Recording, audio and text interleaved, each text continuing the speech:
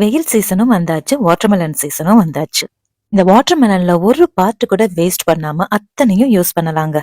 இன்னைக்கு அதோட தோலை வச்சு ஒரு காசி ஹல்வா டைப்ல ஒரு ஹல்வா. ஆல்ரெடி தெரிஞ்சவங்க கண்டிப்பா மறக்காம செஞ்சிடுங்க. தெரியாதவங்க கண்டிப்பா செஞ்சு பாருங்க, சூப்பரா இருக்கும். ஹல்வா பண்றதுக்கு வாட்டர்மெலனோட மேல் தோலை நல்லா இத மாதிரி சீவிடுங்க. சீவிட்டு அந்த பழத்தை அந்த தோல்ல இருந்து எடுத்துருங்க. இப்ப இந்த தோலை கிரேட்டர்ல ஓட்டை சின்னதா இருக்கிற சைடுல வச்சு நல்லா துருவி எடுத்துருங்க.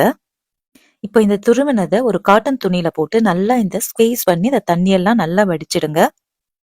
இப்போ இந்த ஸ்குவீஸ் பண்ண தண்ணியை கொட்டிடாதீங்க, வச்சிருங்க. ஒரே ஒரு டிப்பு, இந்த ஸ்குவீஸ் பண்ண தண்ணியை கொஞ்சம் டேஸ்ட் பண்ணி பாருங்க. கொஞ்சம் ரொம்ப புளிச்சதுன்னா எல்லா தண்ணியும் சேர்க்க வேண்டாம், அதுல ஒரு பாதி தண்ணி மட்டும் நம்ம சேர்த்தா போதும். இப்போ ஒரு கடாயில ஒரு ஸ்பூன் நெய், ஒரு ஸ்பூன் எண்ணெய் விட்டு முந்திரி பருப்பு போட்டு இது வறுத்து எடுத்துக்கலாம்.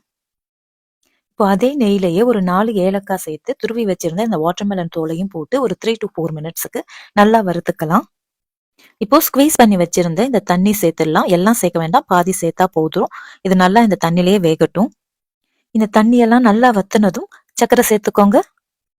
இப்போ ஒரே ஒரு டீஸ்பூன் கார்ன்ஃபிளவரை கொஞ்சம் தண்ணியில கரைச்சி சேர்த்துக்கோங்க. இந்த கார்ன்ஃபிளவர் வந்துட்டு எல்லாம் இந்த சேர்ந்து வரதுக்கும் இதுல ஒரு சின்ன புளிப்புத்தன்மை இருக்கும், அதை பேலன்ஸ் பண்றதுக்கும் மட்டும்தான் இந்த கார்ன்ஃபிளவர்.